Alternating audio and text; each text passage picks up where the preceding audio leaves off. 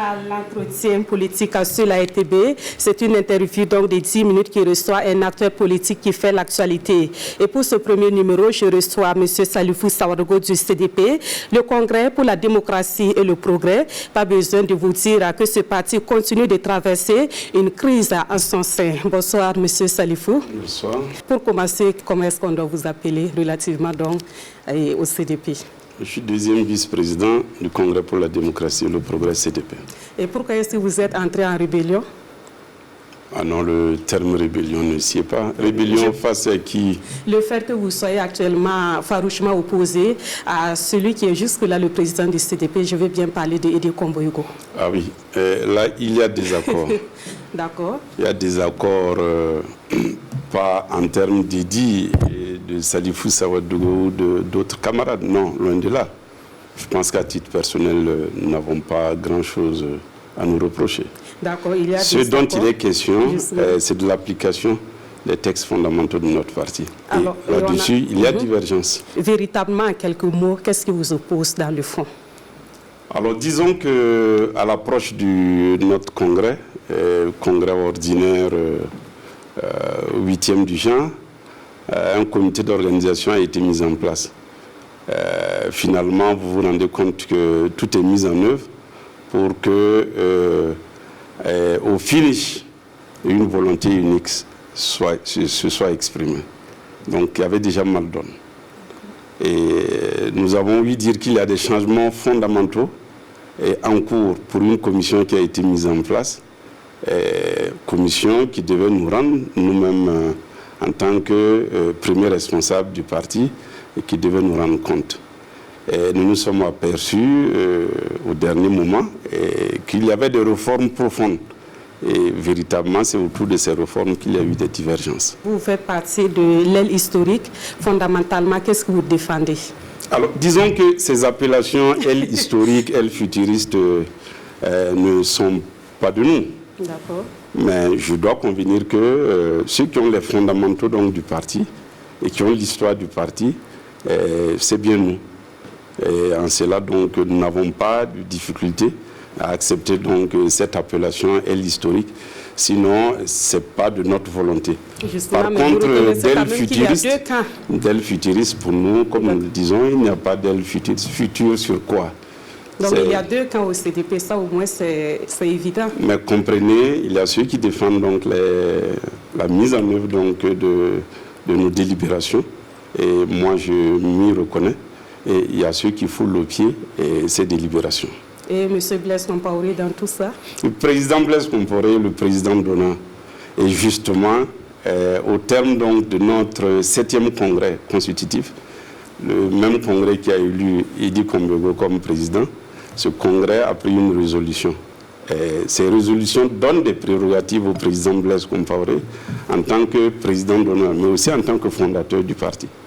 Et c'est autour donc de ces prérogatives que nous nous sommes rendus compte que le président du parti, qui devait recevoir des orientations du président d'honneur, il est allé en congrès sans le faire. Justement, et ça pose problème. Justement, donc pour vous, pas question de parler du CDP sans Blaise Compaoré. Cela va durer jusqu'à quand? Vous allez dans toutes les contrées possibles du Burkina Faso, dans tous les hameaux de notre pays.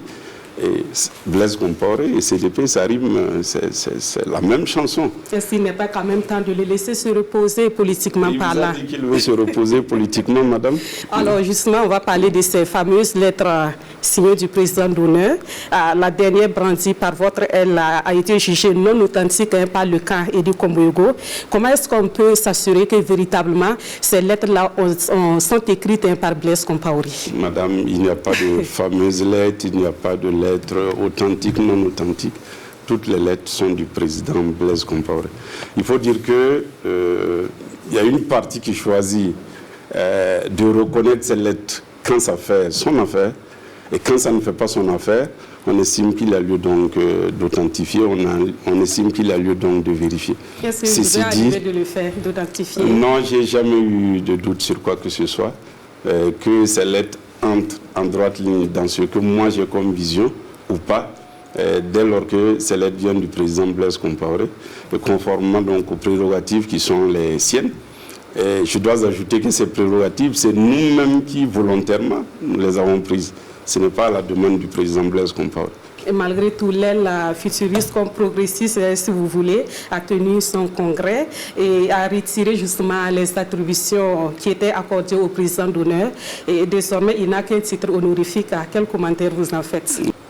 Le président Blaise Compaoré, en tant que président d'honneur, il a cette charge donc d'orienter le parti. Et il a cette charge également quand il a des conflits majeurs, d'être le dernier recours au niveau de notre parti. Et il doit valider le candidat de notre parti, aussi bien dans sa désignation en tant que candidat du parti, tout comme candidat pour les élections présidentielles. Et ça, c'est des décisions que nous avons prises. Dans le même temps, nous avons élu Edy Kombego comme président du parti. Donc, il n'y a pas eu de faire des choix. Les choses ont évolué, c'est quand même lors d'un cadre légal que ces décisions ont été prises. Je vais parler du Congrès. Madame, le Congrès a été présidé par Edy Kombego, qui lui-même a été suspendu par le bureau exécutif national. Mais pour lui, il fallait tenir forcément ce Congrès pour se conformer à la loi. Mais Madame, j'ai dit, quand vous présidez une instance, alors que vous-même vous êtes suspendu, nous estimons que les délibérations issues donc de cette instance sont nulles et de nul effet. C'est notre réaction là-dessus. Donc, vous ne connaissez pas tout ce qui est sorti de ce congrès? Oui, il va de soi, madame. D'accord. Mais quand oui, nous avions, conformément donc au texte qui régisse la vie des partis, nous devrions tenir notre congrès en main. Nous avons repoussé. Mais l'année prenant fin en décembre, et nous étions toujours donc en droit de le faire. Mais quand il y a un retard, vous saisissez l'administration, le ministère en charge des libertés publiques. Et au regard donc des raisons que vous évoquez, vous pouvez effectivement tenir votre rencontre à une autre date. D'accord. Naturellement, lui, il l'a brandi pour dire que si on ne le fait pas, on va être suspendu, on va être ceci ou cela. Pour vous, ce n'est pas des arguments qui non, tiennent. Non, c'est pour apurer les militants et pour justifier donc la nécessité de faire son congrès. On va justement parler de la personnalité de M. Edy Kombego. On peut quand même dire que vous étiez l'un des lieutenants ayant favorisé l'ascension de ce monsieur à la tête du CDP. Aujourd'hui, on est tenté de dire que c'est un revirement spectaculaire. Qu'est-ce qui s'est passé entre-temps? Madame, je ne suis pas un lieutenant de Edy Kombego. D'accord. Non. Vous avez quand même soutenu sa candidature? Oui, j'ai soutenu la candidature d'Edy Kombego. Je l'ai même voté. D'accord. Qu'est-ce qui avait motivé ce soutien à l'époque? La motivation principale, face à des candidatures plurielles que nous avions, il m'est revenu que le choix du président Compaoré, c'était donc porté sur Edy Kombego. Est-ce que ce n'était pas à l'époque, et à cause des moyens financiers dont dispose l'homme? Ce n'est pas ces moyens financiers-là qui ont prévalu à son élection? Parce qu'il ne dispose pas aujourd'hui ou quoi? Pour que ce soit autre chose, je n'en sais pas trop. D'accord. Je pose la question parce que c'est ce que pense une certaine opinion aujourd'hui. Edy Kombego arrive à être ce qu'il est au CDP à cause des moyens dont il dispose, les moyens financiers. Madame, oui, pour faire fonctionner un parti, je concède avec vous, il faut des moyens. Et Edy Kombego, il en a mis, ça j'en conviens. D'accord. Mais il est arrivé à trouver un parti qui était déjà implanté sur l'ensemble du territoire national. Et il a fallu des moyens pour que ce travail-là puisse se faire. Bon, ceci dit, si l'argent, tout seul pouvait tout régler, mais écoutez, c'est aussi simple. Monsieur Edy Kombego va, il crée un autre parti, il l'appelle comme il le veut, il met le sigle qu'il veut. Non, dès lors que il ne voudrait pas mettre en application les textes fondamentaux donc, de notre parti, à la limite donc avoir une position de défiance vis-à-vis du président d'honneur, nous estimons qu'il a lieu d'aller faire ailleurs. D'abord, pour votre information, le président d'honneur, le président Blaise Compaoré, a validé la suspension d'Edy Kombego en tant que président du parti. À travers une lettre encore? Oui, madame. Aussi, il a retenu Achille Tapsoba, qui est le premier vice-président, assisté de l'ensemble des vice-présidents. Il faut dire que tous les vice-présidents en exercice sont en désaccord avec Edy Kombego. Donc, il a chargé Achille Tapsoba et assisté donc de l'ensemble des vice-présidents pour assurer l'intérim du parti, la direction du parti.